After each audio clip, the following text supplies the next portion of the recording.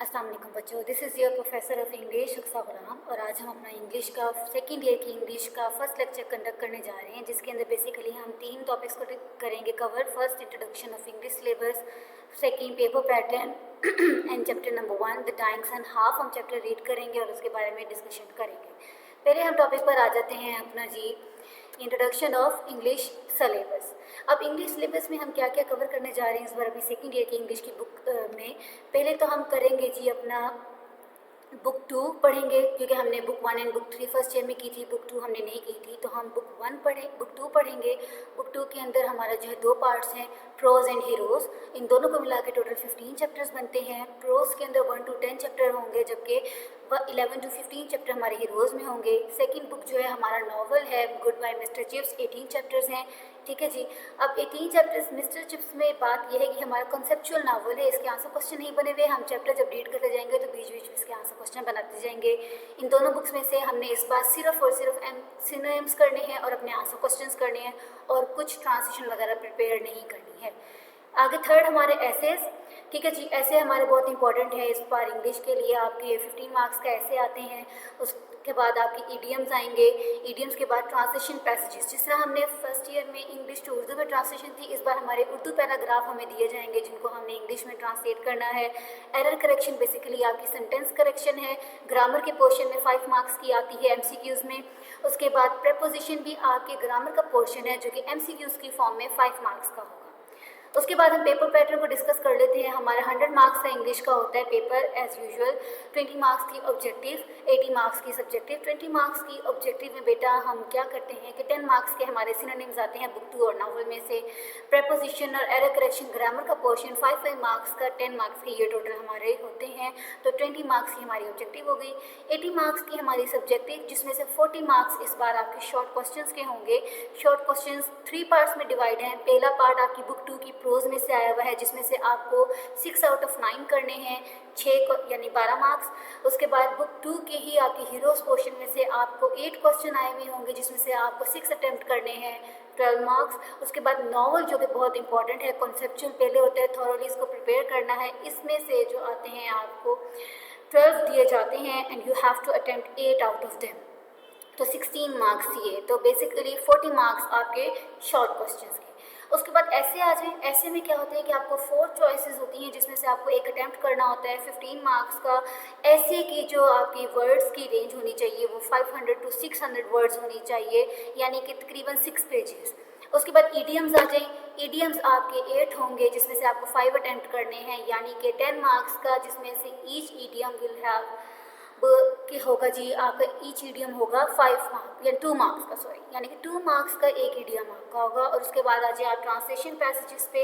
15 marks की कोई choice नहीं है, एक ट्रांसलेशन पैरा आपको दे दिया जाएगा उर्दू का, उसको आपको इंग्लिश में ट्रांसलेट करना होगा। अब हम अपना ट्रांसलेशन, ईडियम और ऐसे जो है ग्रामर कंपोजिशन की बुक से करेंगे, जो हमने अपनी फर्स्ट ईयर में सीखी थी, और हम कॉन्सेप्चुअल भी करेंगे, क्योंकि लास्ट जो आपका आया है पेपर, उसमें एग्जामिनर्स ने क्या किया है बोर्ड वालों ने, कि ऐसे एक टाइम आपकी बुक में से दे दिया है ग्रामर कंपोजिशन में से, और एक टाइम सेकंड टाइम अनसीन दे दिया, जबकि translation para first time unseen था और सेकंड टाइम आपका आया था ग्रामर कंपोजिशन की बुक से। तो यानी कि हमें दोनों साइड्स को कवर करना होगा।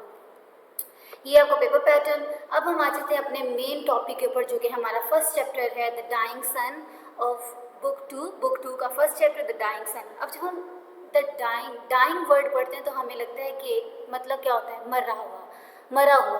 तो मरा हुआ सूरज। अब मरा हुआ सूरज क्या मतलब, तो बेसिकली द डाइंग सन का मतलब है बिखरता हुआ, टूटता हुआ या डूबता हुआ सूरज। किस टर्म में, किस लिहाज से, जब हम इस चैप्टर की समरी ही पढ़ लेंगे तो आपको आइडिया हो जाएगा। अगर समरी आपके सामने है इस वक्त, इसको मैं आपको आसान लफ्ज़ों में उर्दू में ही बता देती हूँ कि बेसिकली राइटर क्या कहना चाह रहा है। सर जेम्स जीन्स का एक ये रिसर्च ऐसे है जिसमें वो क्या करते हैं, सन के साइज़ को कंपेयर कर रहे हैं ज़मीन और कायनात के साथ, और वो कहती हैं कि इस कायनात में लातादाद सितारे जो कि हमारी सूरज से भी बड़े हैं, और वो लाखों करोड़ों मीलों के फासले पे एक दूसरे से सफ़र करते हैं कि बहुत कम एक दूसरे के करीब आते हैं। तो सर जेम्स जीन्स जो है वो बिग बैंग की थ्योरी पे यकीन करते हैं कि बिग बैंग की थ्योरी की वजह से हमारे सारे ज़मीन और सोलर सिस्टम वजूद में आया है। उनके मुताबिक बिग बैंग थ्योरी क्या है कि 2 अरब साल पहले जो है एक घूमता हुआ गर्दिश करता हुआ सितारा सूरज के करीब आता है और उसके ग्रेविटेशनल पुल की वजह से जो है सूरज की सतह के ऊपर बहुत बड़ी बड़ी लहरें पैदा होती हैं। और वो जब लहरें टूटती हैं, टुकड़ों टुकड़ों में खला में बिखर जाती हैं, तो वो टूटे हुए टुकड़े सूरज के इर्द गिर्द घूमना शुरू कर देते हैं, जो कि फिर सियारे और क्या बन जाते हैं, जिनमें से एक हमारी ज़मीन है। और इस तरह उसने कहा कि एक हादसे की वजह से ज़मीन और सियारे वजूद में आते हैं। फिर वो फर्दर ज़मीन पे ज़िंदगी के बारे में बात करता है। वो कहता मुझे नहीं पता ज़मीन के ऊपर ज़िंदगी कैसे आई, लेकिन हाँ एक छोटा सा ऑर्गेनिज्म था जो कि बाद में डेवलप होके इंसान में तब्दील हो गया। फिर वो कहता है कि ज़मीन ही वाहिद शहर है जहाँ पे ज़िंदगी गुजारने के लिए सूटेबल कंडीशन मौजूद हैं, ठीक है, क्योंकि ये सूरज से एक सर्टेन फासले पर है, एक मखसूस फासले पर मौजूद है जहाँ पर दर्जा हरारत ज़िंदगी के लिए बेहतरीन है। और फिर फर्दर जो एक्सप्लेन करता है किस तरह हमारी यूनिवर्स ज़मीन और सूरज के मुकाबले में बहुत बड़ी है। और जब हम अपनी इतनी बड़ी कायनात को देखते हैं, अपनी ज़मीन के साथ मिलाते हैं, तो हमें खौफ आता है और हम अकेलापन महसूस करते हैं कि हमारी ज़मीन के इर्द गिर्द या ज़मीन के अलावा कहीं और कोई ज़िंदगी मौजूद नहीं है और हमारी ज़मीन के करोड़ों मीलों दूर फासले पर सिर्फ खाली खला है और कुछ भी मौजूद नहीं है। अब हम आ जाते हैं अपने चैप्टर के ऊपर, चैप्टर 1 पेज 1 पे रीडिंग कर लेते हैं इसकी। A few stars are known which are hardly bigger than the earth, but most of them are so large that hundreds of thousands of earth could be packed inside each and leave room to spare।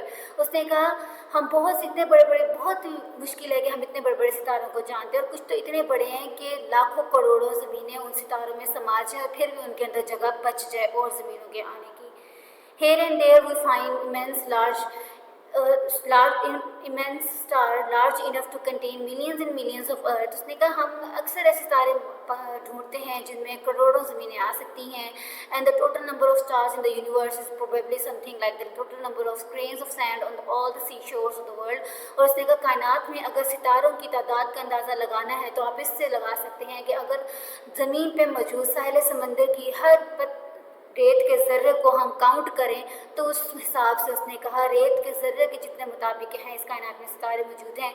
Such is the littleness of our home in space when measured up against the total substance of the universe.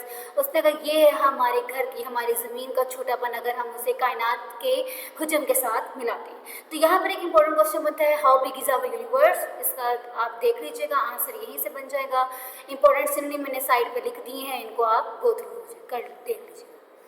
Next पे आ जाते हैं हम। These millions of stars are wandering about in space. A few form group with journey in company। उसने कहा कि हज़ारों लाखों करोड़ों सितारे इस खला में गर्दिश कर रहे हैं और कुछ जो है उसने कहा ग्रोह की शक्ल इख्तियार कर लेते हैं तो सफ़र करने के लिए। And most of them travel alone, लेकिन बहुत से अकेले ही सफ़र करते हैं। And they travel through a universe so immense that it is very very rare in event indeed for one of star to come anywhere near to another। उसने कहा ये बहुत ही ऐसा अनोखा वाक़या होता है कि इतनी दूर फासले पर सफ़र करते हुए ये सितारे कभी भी एक दूसरे के इतने करीब आ जाएं। For the most of each star make it's voyage in complete loneliness like a ship on an empty ocean. उसने कहा बहुत से सितारे अपना सफ़र अकेले तन्हा तय करते हैं, जिस तरह के एक खुले समंदर में, खाली समंदर में एक अकेले बहरी जहाज़।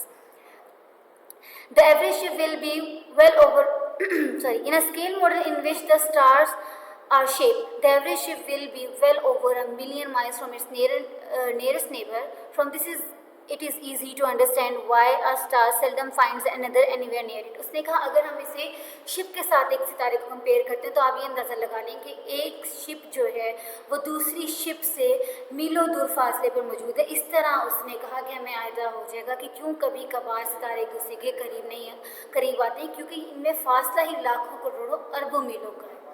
We believe, however, that some 2,000 million years ago this is rare event took place and that another star wandering blindly through space happened to come near the sun। उसने कहा जेम्स जीन्स के मुताबिक कि उसको यकीन है कि 2 अरब साल पहले एक ऐसा जो है अनोखा वाक़या पेश आया कि एक घूमता हुआ सितारा क्या है सूरज के करीब आ जाता है। Just as the sun and moon resists tides on the earth, so this second star must have raised tides on the surface of the sun, but they would be very different from the little tides which the small mass of the moon raises in our ocean.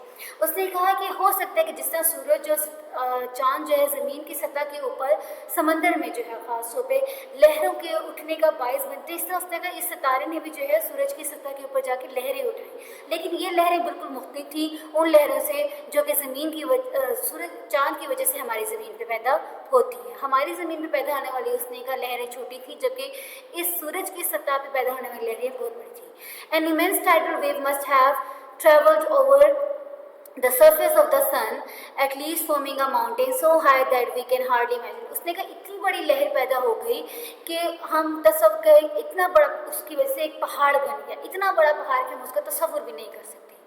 As the cause of the disturbance came nearer and nearer, the mountain would rise higher and higher, and before the second star began to move again, the tidal pull hard enough, its tidal pull hard enough, so powerful that this mountain was torn to pieces and threw off small parts of itself into space. लेकिन उसने कहा जैसे जैसे ये करीब आता गया सितारा सतह पे जो है लहर बड़ी होती, लेकिन जैसे ही ये सितारा से दूर जाने लगा उसका पुल इतना शदीद था कि वो लहर टूट के जो है टुकड़े टुकड़े हो गए और खला में बिखर गई। These small pieces have been going around the sun ever since, और उस वक्त उसने कहा ये टुकड़े सूरज के इर्द गिर्द घूम रहे हैं। They are the planets, great and small, of which our Earth is one. ये वो फिर ये सितारों में तब्दील हो गए, छोटे और बड़े, जिनमें से एक हमारी ज़मीन भी है। The sun and the other stars we see in the sky are all extremely hot, far too hot for life to exist on them. So उसने कहा सूरज और दूसरे बड़े बड़े सितारे हम कायनात में देखते हैं वो बहुत शदीद गर्म है, इतने गर्म है कि उन पर जिंदगी का वजूद नहीं आ सकता। So also no doubt but the pieces of the sun which they were first thrown off, तो उसने कहा इसमें कोई शक की बात नहीं कि ये सूरज के टुकड़े भी उतने ही गर्म हो गए जब वो पहली बार खला में गिरते। ठीक है जी, यहाँ पे इंपॉर्टेंट क्वेश्चंस को हम देख लेते हैं। How did our earth come into being and what happened to the sun when the big star came nearer. बहुत इंपॉर्टेंट क्वेश्चन है ये दोनों क्वेश्चन फर्स्ट और सेकंड टाइम इस बार आए हुए थे आपके बोर्ड के एग्जाम्स में, अच्छी तरह से उनको कर लेना है। जो पिछली स्लाइड थी उसमें भी इंपॉर्टेंट क्वेश्चन मैंने बताए हुए और सिनोनिम्स उनको भी आपने कर लेना है, और ये मैंने साइड पे सिनोनिम्स लिखे हुए हैं हर स्लाइड में, इनको आपने अच्छी तरह से याद करना है। और जो इंपॉर्टेंट क्वेश्चंस मैंने मेंशन किए हुए हैं बेटा इनके साथ साथ आपने आंसर्स लिखते जाने हैं। आज के लेक्चर के लिए इतना ही काफ़ी, थैंक यू।